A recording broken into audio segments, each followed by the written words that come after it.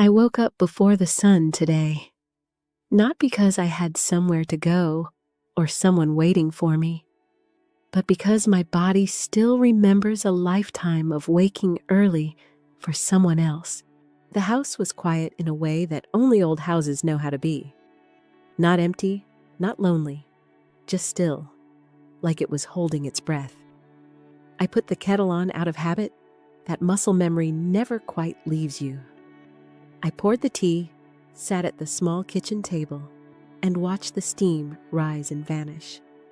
And in that simple moment, the truth came to me without drama, without accusation. I am 75 years old, and I was loyal to a man who was never curious about me. It took me a long time to learn how to say that sentence. For years, I didn't have the language for it. I called it marriage.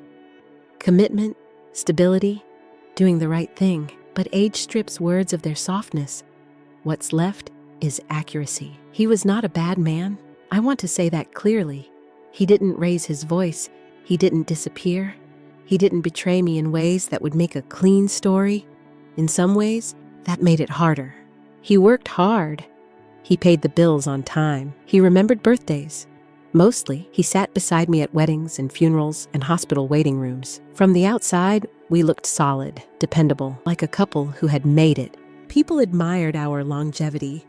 They used words like strong and steady, and I smiled politely because steadiness sounds like safety, and safety is something women of my generation were taught to value above all else. But curiosity, that quiet leaning toward another person's inner world, that was missing. He never asked what I thought about the books I read.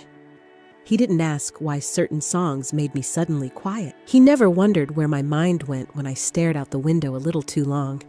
He knew what I did each day, but he never seemed interested in who I was becoming while doing it. I don't think he knew my favorite color, and after 46 years together, I'm certain he never wondered why. When you're young, you confuse loyalty with love. You think staying is the same as being seen. You believe endurance is proof of depth. So I stayed. I stayed when conversations turned into logistics, when affection became efficient, when we spoke more about schedules than about thoughts. I stayed when my questions went unanswered, not rudely, just quietly, until I learned to stop asking them. I told myself this was what adulthood looked like. That wanting to be known was childish, that expecting curiosity was unrealistic. I told myself that good marriages weren't supposed to feel exciting. They were supposed to feel dependable, and I became very good at being dependable. I learned the rhythm of his moods. I learned which topics bored him. I learned how to smooth myself into the background of my own life. I became useful, predictable, easy to live with.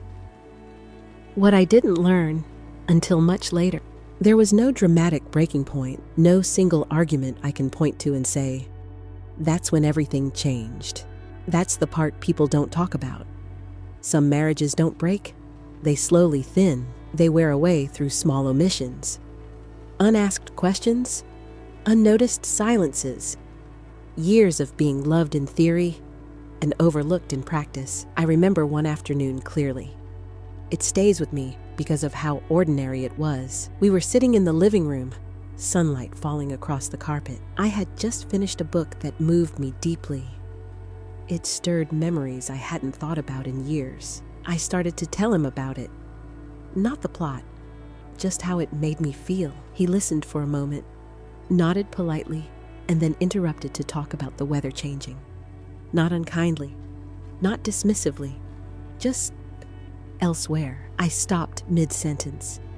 I don't remember what the book was anymore, but I remember the feeling, like a door closing softly, without a sound. I never brought it up again. That's how it happens. Not with shouting, not with cruelty, but with quiet withdrawals that no one notices, not even you at first.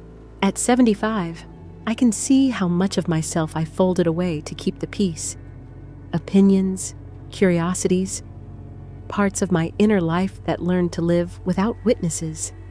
And yet, I was loyal.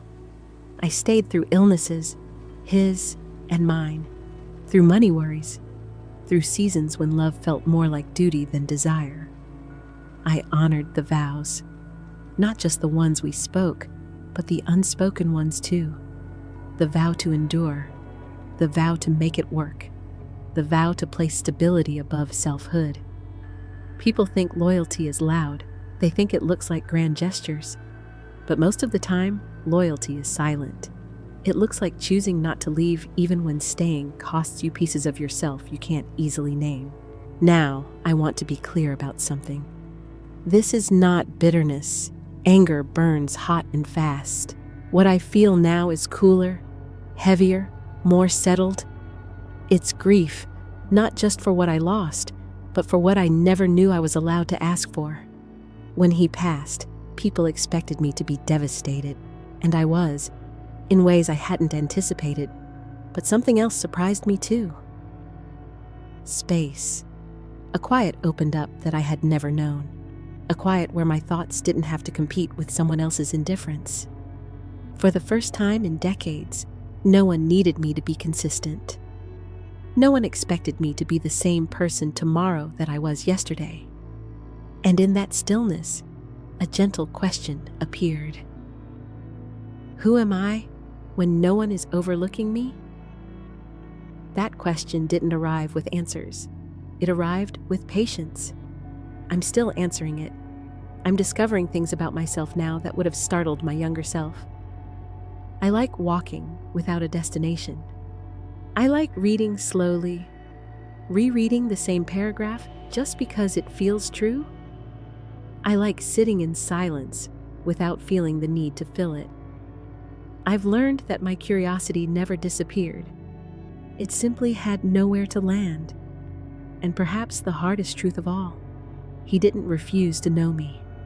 He simply never thought to ask.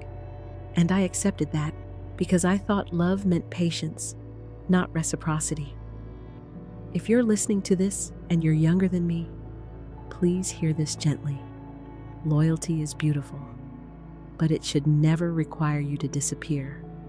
If someone loves you, they will be curious about your inner life. Not just your reliability, your usefulness, or your silence. They will ask what you're thinking, not once, but often.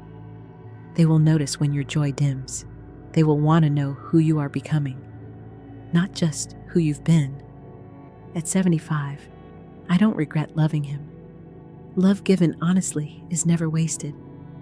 But I do regret how long I believed that being chosen was the same as being known. What remains now is something quieter, but sacred, a reclamation. I speak my thoughts out loud now, even when no one answers. I follow my interests wherever they lead.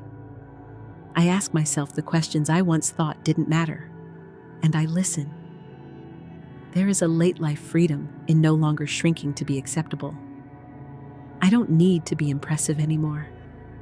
I don't need to be agreeable. I don't need to be easy to live with. I only need to be honest.